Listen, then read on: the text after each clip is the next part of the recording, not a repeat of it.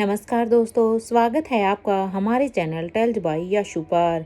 यहाँ पर आपको मिलेंगी रोचक और सस्पेंसफुल कहानियाँ। अगर आपको यहाँ पर हमारी कहानियाँ पसंद आती हैं तो कृपया करके आप हमारी वीडियोस को लाइक करें, इसको अपने दोस्तों को साथ शेयर करें और साथ के साथ अपना कमेंट करना ना भूलें। अगर आप इस चैनल पर नए हैं तो कृपया करके इसे सब्सक्राइब भी करें। आपका ज़्यादा समय न लेते हुए चलो आज की कहानी को शुरू करते हैं। रोहित के पैलेस में अपने रूम में बैठी हुई अनिका बीबी यही सोच रही थी कि तभी उसे रोहित की आवाज़ आती है। क्या सोच रहे हो तुम?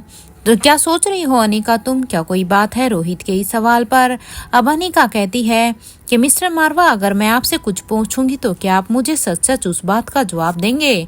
अनिका की इस बात पर अब रोहित कहता है, हाँ पूछो ना अनिका, इसमें बार बार में परमिशन लेने की क्या जरूरत है? तुम मुझसे कुछ भी पूछ सकते हो। अगर वो मेरे लिए बताना जरूरी होगा तो मैं तुम्हें क्यों नहीं बताऊंगा। रोहित की इस बात पर अब अनिका कहती है कि आपका राजमहल से क्या रिश्ता है? आखिर क्यों आप राजमहल को प्रोटेक्ट करने के लिए अपनी भी जान की परवाह नहीं करते हैं? अनिका ने सीधे सीधे ही रोहित से राजमहल से रिलेटेड उसका रिश्ता पूछ लिया था, क्योंकि अनिका ये साफ साफ देख चुकी थी कि जब भी राजमहल को बचाने की बारी आती थी या फिर यहाँ पर, क्योंकि जब पीछे कंडीशन आई थी कि जब तीनों ही जगह पर एकदम से राजीव गुलेरिया ने हमला करने की प्लानिंग बनाई थी तो उस समय भी रोहित ने राजमहल को ही चुना था। इसलिए तब से लेकर अब तक अनिका के मन में सिर्फ एक ये संदेह था कि आखिर क्या बात है। लेकिन जब अनिका किंग के पास थी तो अनिका ने तब भी किंग से भी पूछने की कोशिश की थी, लेकिन किंग ने भी उस समय उसकी बातों को टाल दिया था। इसलिए अब अनिका सीधे सीधे ही रोहित से अपने मन में उठ रहे सवाल को पूछती है। अनिका की इस बात पर अब रोहित जवाब देता है कि अभी मैं तुमसे इतना ही कहूंगा कि राजमहल के सिर्फ मुझ पर ही नहीं बल्कि तुम पर भी बहुत सारे उपकार हैं अनिका। अभी के लिए मैं बस तुम्हें इतना ही कहूंगा, बाकी तुम इसके बारे में स्वाति माँ से पूछ सकती हो, क्योंकि अभी मैं तुम्हें इसके बारे में कुछ नहीं बता सकता। लेकिन हाँ, मैं बस इतना जानता हूँ, जब तुम्हें उन उपकारों के बारे में पता चलेगा ना तो तब तुम भी राजमहल के बारे में वैसे ही सोचोगी जैसे मैं सोचता हूँ।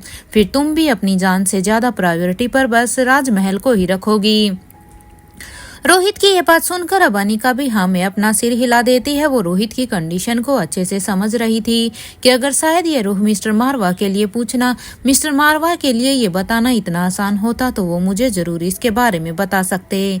शायद ये बात मिस्टर मारवा भी मुझे नहीं बता सकते हैं। इसलिए अनिका भी बस हाँ में अपना सिर हिलाती है और फिर वो सामने टाइम देखती है तो वो कहती है, ओके मिस्टर मारवा, मुझे लगता है कि अब हमें यहाँ से चलना चाहिए। नीचे सब डिनर के लिए वेट कर ही रहे होंगे। वैसे भी आज सबने प्लान किया था कि डिनर एक साथ करेंगे। टाइम बहुत हो गया है, हमें बातों बातों में पता ही नहीं चला कि इतना टाइम हो गया। अनिका की बात सुनकर अब रोहित कहता है, ठीक है अनिका चलो। रोहित की ये बात सुनते ही अब अनिका भी जल्दी से रोहित के साथ अपने रूम से निकलकर नीचे की तरफ जाने लगती है। कुछ ही देर में वहां पर टेबल के पास पहुंच जाते हैं। करण गुलेरिया अब सभी को डाइनिंग टेबल पर बैठने के लिए कहते हैं। कुछ ही देर में वहां पर सभी बैठ जाते हैं। डिनर करते हुए ही अब रिया अपने डैड से कहती है, डैड क्या हमारे साथ कल दादी माँ और बड़ी मामी भी चल सकती हैं क्या?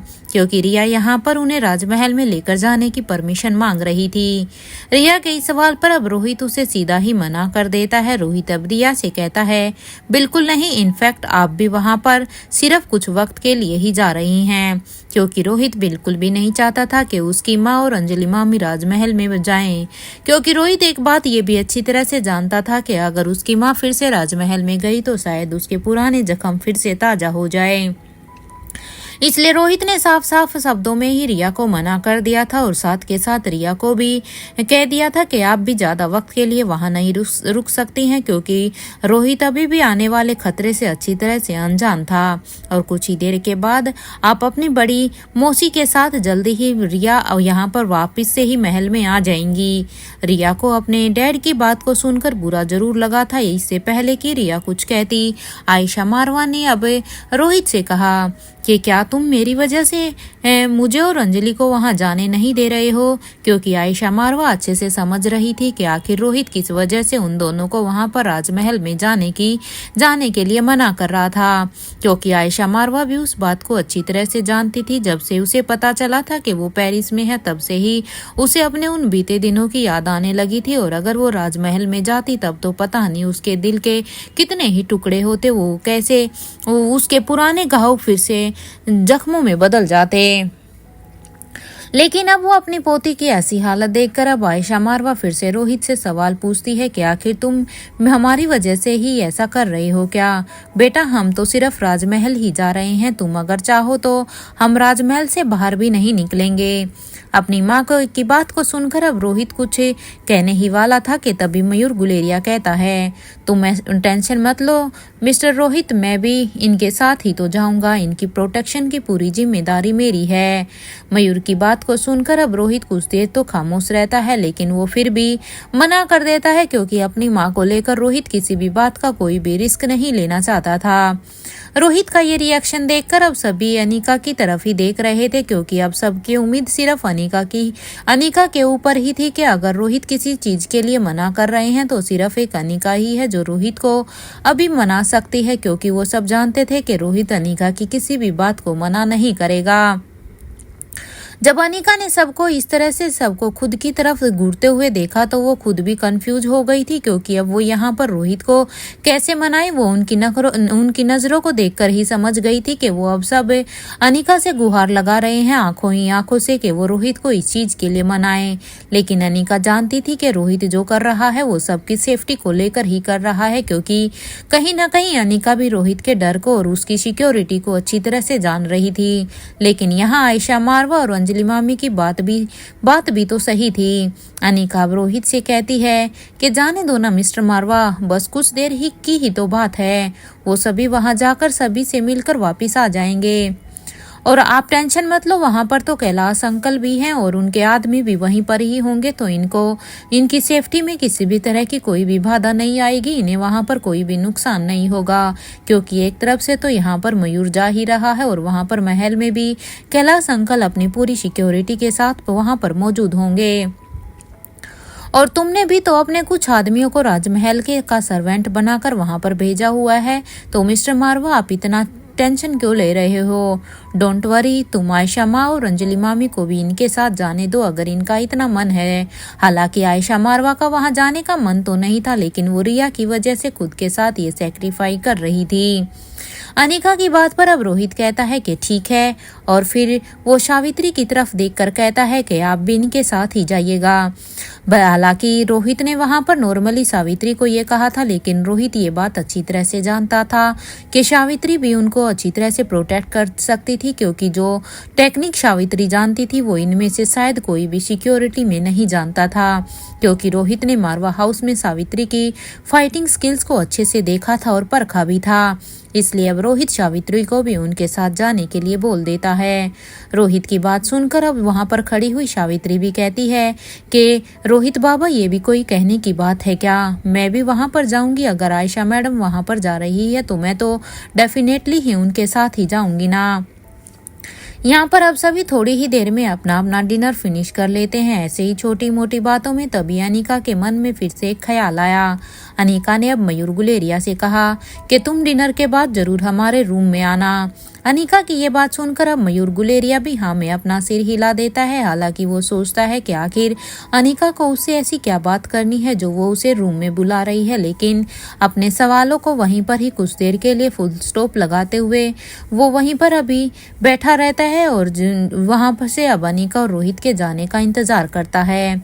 अब थोड़ी ही देर बाद कुछ सब एक दूसरे से बात करते हैं, उसके बाद अब वो सभी अपने अपने रूम में चले जाते हैं।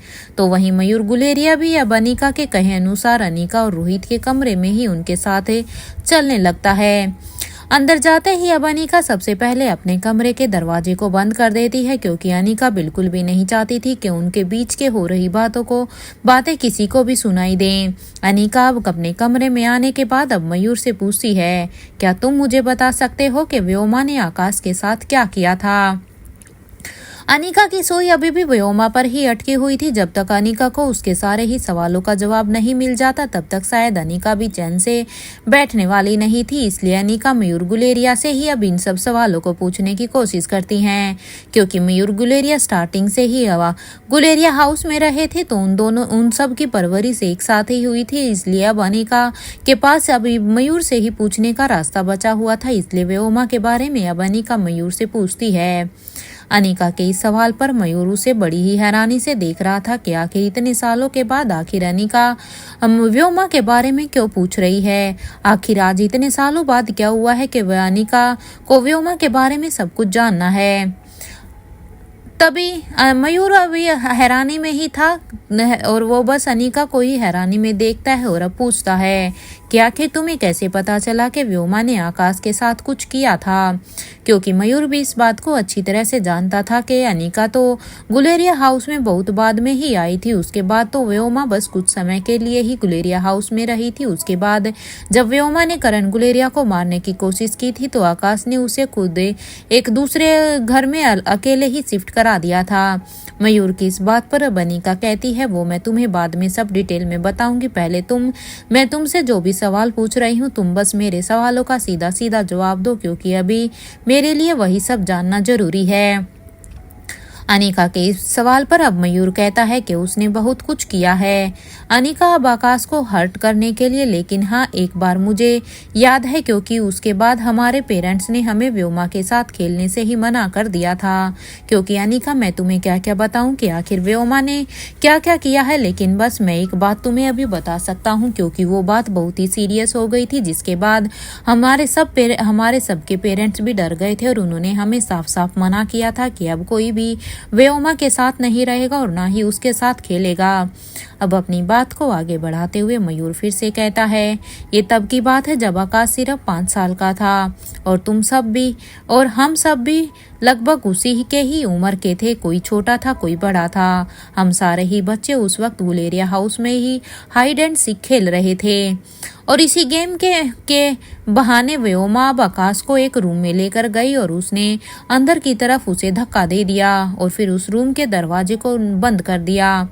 वहां आकाश अंदर से दरवाजा खोलने के लिए आवाज देता रहा, लेकिन व्योमा ने दरवाजे को खोला ही नहीं और फिर व्योमा ने हम सब से भी कहा कि अब आकाश हमारे साथ नहीं खेलेगा, क्योंकि व्योमा वहां पर आकाश को एक कमरे में बंद करके आ गई थी जहां पर आकाश चिल्लाए ही जा रहा था वहां पर हेल्प के लिए। लेकिन व्योमा हमें नीचे आकर फिर से कहती है कि अब वो हमारे साथ नहीं खेलेगा। उसकी बात को मानकर हम सब ने भी फिर से अपने गेम को शुरू कर लिया, क्योंकि हम खुद बच्चे थे। हमने भी उस बात पर ज्यादा ध्यान नहीं दिया कि आखिर आकाश हम सब के साथ क्यों नहीं खेलना चाहता।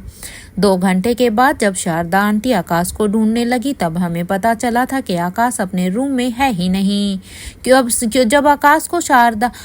शारदा आंटी को आकाश उसके कमरे में नहीं मिला तो वो फिर हम सबसे पूछने लगी। जब हमें आकाश कहीं पर भी नहीं मिला तब हम सब लोग आकाश को ढूंढ ही रहे थे कि तभी सबकी नजर सामने से आ रहे राजीव चाचा पर गई थी, जो कि अपने ही रूम की तरफ जा रहे थे।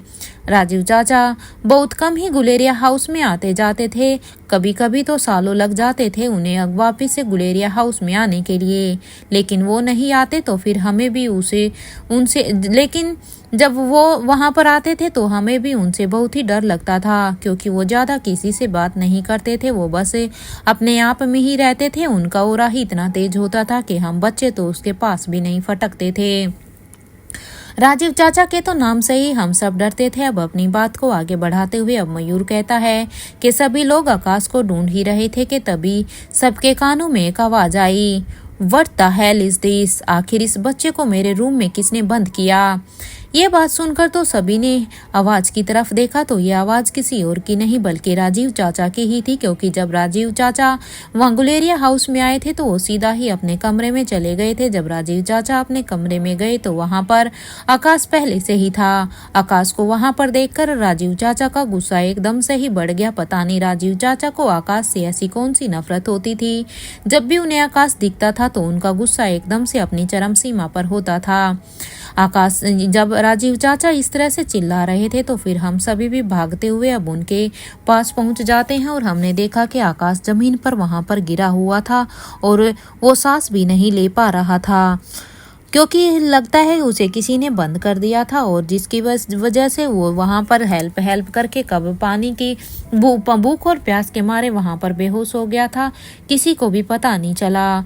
वो तुम तो जानते ही हो ना कि अनिका की आकाश को ऑर्चिड के फ्लावर से एलर्जी है और वहां पर करण अंकल ने पूरे ही गुलेरिया हाउस से ही उन्हें निकलवा दिया था, लेकिन बस एक राजीव अंकल के ही रूम में जहां पर हर रोज सर्वेंट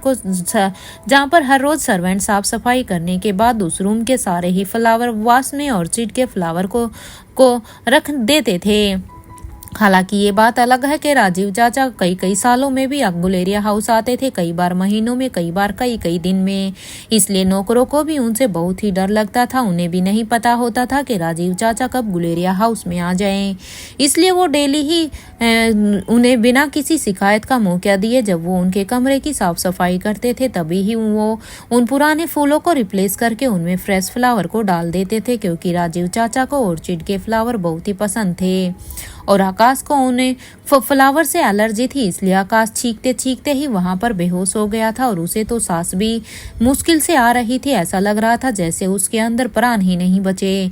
उस वक्त राजीव चाचा ने जल्दी से आकाश को अपनी गोद में उठा लिया और फिर वो अपने रूम से जल्दी से निकलकर आकाश को उसके रूम में लेकर चले गए थे और फिर वो जल्दी से आकाश को होश में लाने की कोशिश करने लगे, क्योंकि वो भी अच्छी तरह से जानते थे कि आकाश को उन फूलों से एलर्जी थी। इसलिए ही सबसे पहले उन्होंने उन्हें अपने रूम से उसे बाहर निकाला, लेकिन काफी वक्त तक जब आकाश होश में नहीं आया तो उन्होंने अपनी पॉकेट से तब एक टैबलेट निकाल कर उसे आकाश के मुंह में डाल दिया और कुछ ही देर में आकाश ने अब अपनी आंखें खोली तो वो अब जल्दी से राजीव चाचा को अब कसकर हक कर लेता था कर लिया था, क्योंकि भले ही राजीव चाचा कितने ही गुस्से में क्यों ना रहते थे, भले ही वो आकाश को ज्यादा पसंद नहीं करते थे, लेकिन फिर भी आकाश भाई का उसके साथ एक अट्रैक्शन था और जब वो उसकी गोद में थे तो तभी उन्होंने होश में आते ही सबसे पहले राजीव चाचा को हक किया था। भले ही राजीव चाचा उस वक्त आकाश को खुद से दूर कर रहे थे, लेकिन आकाश ने उन्हें नहीं छोड़ा था। वो एक जिद्दी बच्चे की तरह उन्हें बस हक किए जा रहा था। आकाश को अब ऐसे ही छोड़कर राजीव चाचा ने सबसे पूछा कि पूरा गुलेरिया परिवार जानता है कि इसे मेरे रूम में नहीं जाने देना, तो ये बच्चा वहां पर कैसे पहुंचा? क्या कोई मुझे बताएगा? राजीव के इस सवाल पर अब सभी की नजरें नीचे हो गई थी, क्योंकि इस बात का जवाब तो किसी के भी पास नहीं था कि आखिर आकाश जो खुद 5 साल का था वो उसके रूम में कैसे गया। राजीव ने फिर आकाश से पूछा कि तुम मुझे बताओगे कि तुम मेरे रूम में क्या करने के लिए गए थे? कितने बार मैं तुम्हें मना कर चुका हूँ कि मेरे रूम में जाने की तुम्हें जरूरत नहीं है, फिर भी तुम मेरे रूम में गए। क्या तुम्हें आराम से समझ में नहीं आता? लगता है तुम्हारी शरारतें कुछ ज्यादा ही दिन पर दिन बढ़ती जा रही है। तुम्हें जो चीज मना करने के लिए बोली जाती है तुम बस वही करते हो, जबकि तुम खुद भी जानते हो कि तुम्हारा मेरे रूम में जाना मना है। राजीव गुलेरिया की ये बात सुनकर अब आकाश ने धीरे धीरे से उनके कान में कहा कि अंकल मैं खुद आपके कमरे में नहीं गया था, मुझे व्योमा वहां पर खेल में लेकर गई थी और उसने फिर मुझे अंदर की तरफ धक्का दिया और आपके दरवाजे को बाहर से लॉक कर दिया। आकाश की ये बात सुनकर अब राजीव शारदा से कहता है कि जितनी जल्दी हो सके इसके बाप को बुलाओ। आखिर कहाँ है वो? अगर वो एक बच्चे की जिम्मेदारी नहीं ले सकता तो फिर उसे यहाँ पर रखने की जरूरत ही क्या है? क्योंकि राजीव ये जानता था कि वो अब इस छोटे से बच्चे पर तो और ज्यादा गुस्सा नहीं कर सकता था, इसलिए उसने तभी शारदा को कहकर आकाश के बाप यानी कि करण को बुलाने के लिए कहा। राजीव गुलेरिया की इस बात पर शारदा कहती है पहले ही फोन कर दिया गया था, शायद वो आते ही होंगे। शारदा की बात को सुनकर राजीव नीचे अब व्योमा से बात करने के लिए जा ही रहा था, तभी उसे एहसास हुआ था कि आकाश ने अभी भी उसे कसकर पकड़ लिया था। राजीव ने अब आकाश को अपनी गोद में उठाकर उसे नीचे ग्राउंड फ्लोर पर आते हुए ही व्योमा को वहां पर घूर कर देख रहा था और जब वो व्योमा के पास आया तो व्योमा भी उसको देखकर एक पल के लिए तो सहम गई थी, क्योंकि व्योमा भी राजीव गुलेरिया से बहुत ही डरती थी। लेकिन व्योमा ने जब राजीव की गोद में आकाश को देखा तो वह और भी डरने लग गई थी। अब जब राजीव गुलेरिया व्योमा के पास आता है तो अब वो उसे डांटने लगता है। राजीव चाचा ने उस वक्त व्योमा को जमकर डांट लगाई थी, जिससे व्योमा वहां पर रोने लगी थी कि तभी उस वक्त करण अंकल भी वहां पर आ गए थे। व्योमा ने जब करण अंकल को देखा तो वो दौड़कर उनके पास चली गई और वो कहने लगी कि देखिए ना पापा, मुझे राजीव चाचा किस तरह से डांट रहे हैं, वो किस तरह से मेरे ऊपर चिल्ला रहे हैं। इससे पहले कि करण गुलेरिया व्योमा की बात को सुनकर कोई भी रिएक्शन देते, उससे पहले ही राजीव चाचा ने कहा कि अगर तुम्हें गुलेरिया हाउस को धर्मशाला बनाने का शौक है ना, तो देखकर लोगों को घर के अंदर लाया करो। राजीव की बात को सुनकर अब करण गुलेरिया शारदा की तरफ देखने लगता है। वो इशारों में शारदा से हर एक बात को जानने की कोशिश करता है कि आखिर राजीव का इतना गुस्सा क्यों बढ़ा हुआ था, आखिर उसके अब्सेंस में यहाँ पर क्या हुआ है जो राजीव उसे ऐसे ताना दे रहा है। शारदा ने तभी करण गुलेरिया को सारी ही बातें बता दी थी। पूरी बात को सुनने के बाद अब करण गुलेरिया ने राजीव गुलेरिया से पूछा, आकाश ठीक तो है ना? करण गुलेरिया की ये बात सुनकर अब आकाश फिर से कहता है, करण अंकल मैं ठीक हूँ, राजीव चाचा ने मुझे बचा लिया, नहीं तो शायद आज तो मैं मर ही जाता। ये कहते हुए ही अब आकाश राजीव को देखने लगता है। यहाँ राजीव गुलेरिया अब आकाश से कहता है, अब तुम्हारे पापा तो किसी भी काम के नहीं है। ये कहते ही राजीव अनुपम की तरफ घूर घूर कर देखने लगता है, क्योंकि जब करण गुलेरिया यहाँ पर आकाश को लेकर आए थे तो करण गुलेरिया ने अनुपम को ही उसे सौंप दिया था, इसलिए अनुपम ही उसके पिता थे सब एक डॉक्यूमेंट में। अब राजीव भी यही सोचते थे कि अनुपम ही इसके पिता है, इसलिए अब वो अनुपम को एक टोंट मारते हैं और घूर घूर कर देखते हैं। अपनी बात को आगे बढ़ाते हुए अब राजीव कहता है कि मेरे ख्याल से तुम्हें अपने करण अंकल के पास जाना चाहिए। ये कहते हुए ही राजीव आकाश को अपनी गोद से उतार देता है। करण गुलेरिया अब आकाश को जल्दी से अब अपनी गोद में उठा लेता है, क्योंकि करण गुलेरिया का आकाश के साथ स्टार्टिंग से ही कुछ ज्यादा ही लगाव था। वो भी बस इसी पल का ही वेट कर रहे थे कि कब राजीव उसे अपनी गोद से उतारे और वो उसे अपनी गोद में लेकर उसे अच्छी तरह से चेक करे कि उसे कुछ हुआ तो नहीं है। जब तक करण उसे अच्छी तरह से खुद चेक नहीं कर लेते तब तक शायद करण के दिल को भी तसल्ली नहीं मिलने वाली थी। अब तक सभी वहां से चले जाते हैं। शारदा भी अब व्योमा को लेकर उसके रूम में चली जाती है, उसे उसके रूम में छोड़ने के लिए। आकाश अब करण गुलेरिया के कंधे पर सिर रखकर सो जाता है। राजीव अब वहां से जा ही रहा था कि तभी उसे करण के पीछे से आवाज सुनाई दी। करण ने अब राजीव से कहा कि तुम्हें आकाश को वही मेडिसिन दी है ना जो तुमने कभी अंजलि के लिए बनाई थी। करण गुलेरिया की इस बात पर अब राजीव कहता है कि तुम्हारे इस बात से कोई भी लेना देना नहीं है, तुम अपने काम से मतलब रखो, मुझे मेरे काम करने दो। ये कहते हुए ही अब राजीव वहां से चला जाता है और करण भी अब आकाश को लेकर वहां से चले जाते हैं। यहाँ मयूर गुलेरिया अनिका को उस इंसिडेंट के बारे में सारी ही बातों को बता देता है कि उस समय क्या क्या हुआ था जब आकाश गुलेरिया सिर्फ 5 साल का ही था। मयूर की ये बात सुनकर तो अनिका और रोहित दोनों ही अब हैरानी से एक दूसरे को देख रहे थे, लेकिन दोनों को ही व्योमा पर अब बहुत ही ज्यादा गुस्सा आ रहा था, क्योंकि व्योमा जैसी हरकत बचपन से ही कर रही थी उसकी तो उन्हें भी उम्मीद नहीं की थी। उन्हें अब व्योमा की सोच से उनकी हरकतों से घिन आ रही थी कि आखिर कोई भी इतना कैसे कर सकता है, वो भी एक बचपन में। अनिका अब मयूर गुलेरिया से पूछती है, क्या इसके अलावा और भी कुछ हुआ था क्या? अनिका की बात को सुनकर अब मयूर कहता है कि व्योमा कोई भी मौका नहीं छोड़ती थी आकाश को हर्ट करने का। जैसे ही व्योमा को कभी भी किसी भी समय टाइम लगता तब भी उसे आकाश अकेला दिखता तो वो उसे हर्ट करती रहती थी। लेकिन मुझे कुछ याद नहीं है, जो याद था वो मैंने बता दिया, क्योंकि उस समय मैं भी तो बच्चा ही था। मयूर की ये बात सुनकर अब अनिका कहती है, ठीक है अब तुम यहाँ से जाओ, रात बहुत ज्यादा हो चुकी है और कल सुबह भी तो तुम्हें सबके साथ राजमहल में जाना है। और हाँ मयूर प्लीज ध्यान से, क्योंकि तुम्हें भी पता है कि यहाँ पर बच्चे सेफ नहीं है और इसलिए राजमहल में जाते टाइम तुम्हें पूरी ही सिक्योरिटी को ध्यान से देखना है। हालांकि अनिका मयूर की सिक्योरिटी को अच्छी तरह से जानती थी कि मयूर की सिक्योरिटी को तोड़ना इतना आसान काम नहीं था। अनिका की ये बात सुनकर अब मयूर भी हाँ में अपना सिर हिला देता है और फिर वो रोहित और अनिका के रूम से उन्हें गुड नाइट बोलकर वहां से बाहर निकलकर अब वो एलिवेटर से अपने रूम की तरफ जाने लगता है।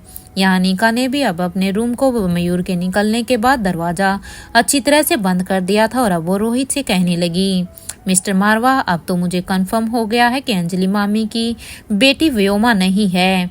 अनिका की ये बात सुनकर अब रोहित कहता है कि मुझे लगता है कि पहले हमें इसके बारे में पापा से बात करनी होगी। इससे पहले हम कोई भी डिसीजन या कोई भी कंक्लूजन निकाले, उससे पहले हमें पहले पापा से बात करनी चाहिए। रोहित की ये बात सुनकर अब अनिका भी हाँ में अपना सिर हिला देती है और फिर वो बाथरूम में शावर लेने के लिए चली जाती है। कुछ ही देर के बाद अनिका जब शावर लेकर बाहर आ जाती है तो रोहित उससे कहता है, मैं शावर लेकर आता हूँ। ये कहते हुए अब रोहित भी बाथरूम में चला जाता है। यहाँ अनिका भी अपने बालों को सुखा ही रही थी और उसके दिमाग कहीं और ही था, लेकिन अभी भी बहुत सारे ही सवाल थे जो अभी भी उसके दिमाग में घूम रहे थे। फिजिकली तो अनिका वहां पर मिरर के सामने खड़ी होकर अपने बालों को सुखा रही थी, लेकिन उसका माइंड अभी भी कहीं और ही घूम रहा था। कभी अनिका को एहसास ही नहीं हुआ कि रोहित कब शावर लेकर बाथरूम से बाहर आ गया है। रोहित अनिका को अब इस तरह से कहीं खोया हुआ देखकर अब उसके करीब जाकर उसके कमर को एकदम से पकड़कर उसे अपनी तरफ खींच लेता है। अनिका जो कि खुद इतने ख्यालों में थी, उसे भी एहसास नहीं होता और वो एकदम से उसका शरीर इतना ढीला था कि रोहित की एक पकड़ से ही वो सीधा ही रोहित की बाहों में चली जाती है। रोहित के सफर से ही अब अनिका का ध्यान टूटा तो उसने रोहित से कहा, मिस्टर मारवा, कल की रात क्या कम पड़ गई थी आपके लिए, आपको रोमांस करने के लिए, जो आप आज भी वही हरकतें कर रहे हैं। अनिका की इस बात पर अब रोहित जवाब देता है कि तुम्हें प्यार करने के लिए तो मुझे ये जिंदगी भी कम पड़ जाएगी, वो तो सिर्फ एक रात थी अनिका। ये कहते हुए ही अब रोहित अनिका के कंधे पर एक किस करने लग जाता है। रोहित की किस से अब अनिका जल्दी से अपना चेहरा रोहित की तरफ ही कर लेती है। अब रोहित अनिका से कहता है, प्लीज आज कुछ भी मत बोलो, मैं बस तुम्हारे इस खूबसूरत से चेहरे को मन भर के देखना चाहता हूँ। क्योंकि रोहित भी अच्छी तरह से जानता था कि कल से उसे भी शायद स्वाति मल्होत्रा के साथ फिर से अपनी फाइटिंग स्किल्स को पूरा करना है। उसके बाद पता नहीं वो अनिका से फिर कब मिल पाएगा। इससे पहले कि अनिका रोहित की इस बात का कोई भी जवाब देती, रोहित ने अनिका को अपनी बाहों में भर लिया था।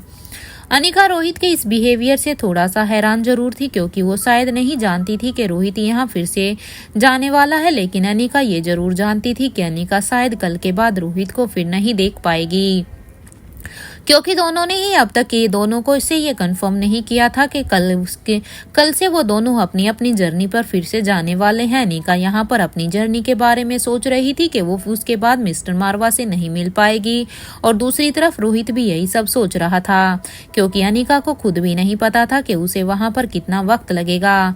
इसलिए आज अनिका रोहित को रोक नहीं रही थी।